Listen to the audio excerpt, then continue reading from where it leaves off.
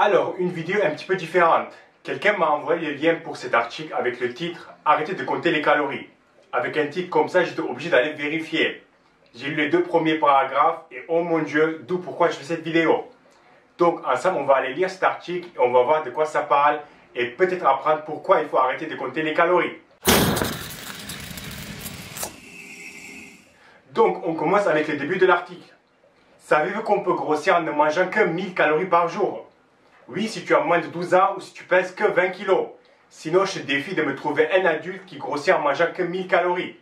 Savez-vous qu'on peut perdre du poids en ne nourrissant à 90% de graisse?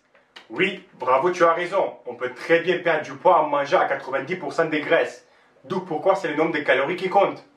Savez-vous que compter les calories de ce que vous mangez est la pire des méthodes pour faire un régime? Non, je ne savais pas. J'aimerais bien que tu m'expliques un peu plus et tu montres et tu me prouves pourquoi c'est la pire méthode. J'ai hâte. Idée reçue de régime qui ne marche pas. Il faut manger moins gras. Oui, tu as raison, manger moins gras n'est pas ce qui va te faire perdre du gras. Et ce n'est pas parce que tu manges moins gras que tu vas forcément perdre du poids. Ce qui vous fait grossir avant tout autre chose, c'est le sucre. Il faut manger moins de calories. Apparemment, ça c'est une idée reçue qui ne marche pas. Pour ceux qui se posent vraiment la question, si tu manges moins de calories que ton corps a besoin sur une bonne période et tu ne perds pas de poids, c'est que tu défies les principes de la thermodynamique. C'est impossible. C'est comme si tu es capable de remplir un bidon avec un trou comme ça, avec un robinet classique. Ça n'arrivera pas. C'est de la physique. Le diamètre du trou, la quantité d'eau qui peut échapper par minute, le robinet, la taille du bidon, le volume d'eau que tu peux ajouter par minute. Si tu fais les calculs, tu détermines que peu importe la durée, le bidon ne sera jamais rempli. Et là, c'est pareil. Le corps, c'est un peu plus compliqué que ça, mais ça se calcule. Les calories sont tout sauf une représentation correcte de ce qui se passe quand vous mangez et digérez vos aliments.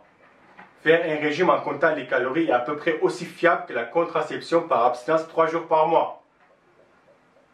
Si vous avez de la chance, mangez les bons calories, vous vous abstenez au bon moment. Ça marche.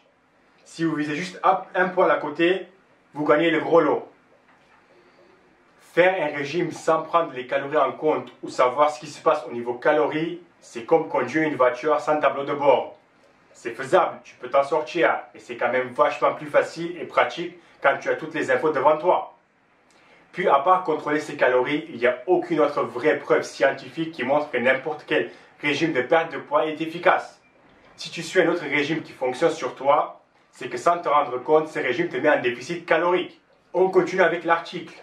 Blablabla sur la calorie et que toutes les calories ne se valent pas. Je sais que c'est un peu difficile à le croire ou imaginer, mais d'après cette méta-analyse, une méta-analyse c'est un regroupement des études. Donc malheureusement pour toi, les calories se valent. Mais il y a certaines conditions à respecter et il ne faut surtout pas être con. Si vous mangez un tiers de steak haché, vous mangez 113 calories. Si vous mangez 2 tiers de portion de riz moins quelques graines, vous mangez 113 calories. Si vous mangez une portion de camembert en laissant un peu de croûte, vous mangez aussi 113 calories. Est-ce que cela signifie que vous pouvez remplacer un tiers de steak haché par 2 tiers de portion de riz? Bien sûr que non. Bien sûr que oui, surtout si c'est dans un bon plan alimentaire et que tu ne manges pas que ça dans la journée. Avoir une dizaine de grammes de protéines, lipides ou glucides en plus ou en moins, ça n'aura pas de conséquences sur tes résultats. Si tu as du mal à comprendre ça, désolé mais je ne peux rien faire pour toi. Si vous faites ça, vous remplacez des protéines par des glucides. Et ces glucides vous feront grossir 10 fois plus que le même nombre de calories en protéines. Non, le sucre ne te fait pas grossir et encore moins 10 fois plus vite. Honnêtement, après cette phrase, est-ce que j'ai besoin de continuer cette vidéo? Je sais que dire ça te fait grossir 10 fois plus vite, c'est une exagération. Mais si tu crois vraiment que les glucides te font grossir même 2 fois plus vite que les protéines à calories égales, ou que les protéines ne te font pas grossir, tu as beaucoup de lecture à faire. Voici l'exemple que toutes les personnes qui ne savent pas de quoi ils parlent donnent. Si 3 personnes mangent chacune 2000 calories par jour pendant 30 jours, mais que la première mange uniquement des carrés de sucre pour 2000 calories, la seconde uniquement des aiguillettes de poulet pour 2000 calories, et la troisième uniquement de la mayonnaise pour 2000 calories. Pensez-vous vraiment que c'est équivalent? Pensez-vous vraiment que ces 3 personnes seront dans le même état au bout de 30 jours? Et il montre une étude de 1956 où 2 individus ont démontré sur des obèses 3 groupes avec 1000 calories. Donc un groupe 90% lipides, un groupe 90% protéines et le troisième groupe 90% glucides. Après un certain temps, le groupe 90% glucides a pris 100 grammes par jour.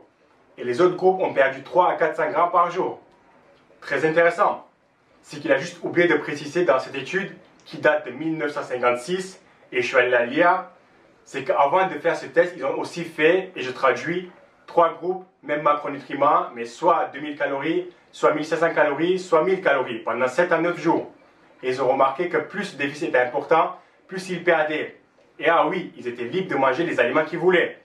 Puis dans l'étude qu'il montrait avec 90% de chaque macronutriment où le groupe glucides prend 100 grammes par jour, il a aussi oublié de dire, ils étaient 14 à faire ce test. Ils ont eu beaucoup de difficultés car les participants avaient du mal à suivre ce régime. Et la plupart trichaient en mangeant des aliments que leurs proches leur apportaient. N'oubliez pas qu'ils étaient aussi à l'hôpital, où ils partageaient ce qu'ils avaient à manger avec leurs voisins. Et que la majorité des participants étaient des femmes, et donc leur poids pendant leurs règles variait énormément, surtout avec la rétention d'eau. Une femme a fait 3 litres de rétention d'eau, ça fait quand même 3 kilos sur la balance. Donc si tu crois encore qu'en mangeant que 1000 calories, même que du sucre rapide, ce n'est pas le cas dans cette étude, tu vas prendre 3 kilos à la fin du mois, arrête de rêver. Le reste de l'article c'est du blabla et rien d'intéressant à commenter. Il parle de bonnes et mauvaises calories, que je suis plutôt d'accord avec. On ne peut pas le nier, il y a des calories qui t'apportent beaucoup plus que juste un peu d'énergie. Il recommande, si vous décidez de compter vos calories, de commencer par diminuer les calories de sucre rapide, ce qui n'est pas mauvais comme conseil. Et il dit, très souvent, manger mieux et s'arrêter quand on n'a plus faim suffit. Très souvent, il n'y a même pas besoin de compter, ce qui est vrai aussi. Mais c'est inacceptable de dire que les calories ne comptent pas, ou les glucides te font grossir plus vite, ou que tu peux grossir en mangeant un déficit calorique si tu manges les mauvais aliments, ou que compter les calories c'est aussi efficace pour perdre du poids que la contraception par abstinence 3 jours par mois. Oui, le corps utilise un peu plus d'énergie pour brûler les calories des protéines que les calories qui proviennent des glucides, mais pas assez pour que ça fasse une différence. D'où pourquoi j'ai dit il ne faut pas être con. Oui, si tu manges 2000 calories que du sucre ou 2000 calories que de la protéine tous les jours pendant un mois, oui, ça fera une différence sur la balance. Mais personne ne mange comme ça. Pour info, si tu manges 2000 calories de protéines par jour, de ces 2000 calories, 400 calories vont être utilisées pour la digestion. Si tu manges 2000 calories de sucre par jour, de ces 2000 calories, 200 calories vont être utilisées pour la digestion. Et après un mois au niveau poids, ça va te faire 800 grammes de différence sur la balance. Et ça, si tu manges vraiment que soit 2000 calories de protéines ou que 2000 calories de sucre par jour pendant un mois. Ce qui est quelque chose de pratiquement impossible à faire. Je te garantis ce que tu veux. Choisis dans ta famille la personne qui, d'après toi, mange super mal. Et tu verras que si tu fais la répartition des macros, il sera autour de 50, 30, 20% glucides, lipides et protéines. Et il y a beaucoup sur Internet qui ont essayé de suivre des régimes extrêmes, avec beaucoup de glace, ou beaucoup de fast-food, ou beaucoup de Twinkies, mais avec des calories contrôlées, et qui ont perdu beaucoup de poids. Et tous les marqueurs de santé, comme le taux de cholestérol, le taux de sucre, et je ne sais plus quoi d'autre, s'étaient améliorés. Voilà, j'ai plus rien à ajouter. Si vous avez d'autres articles ou vidéos de ce genre que vous voulez que je commente, laissez-les dans les commentaires. Sinon, pour ma prochaine vidéo questions-réponses, si vous avez des questions, vous pouvez me les poser en cliquant le lien dans la description. Merci et à la prochaine vidéo.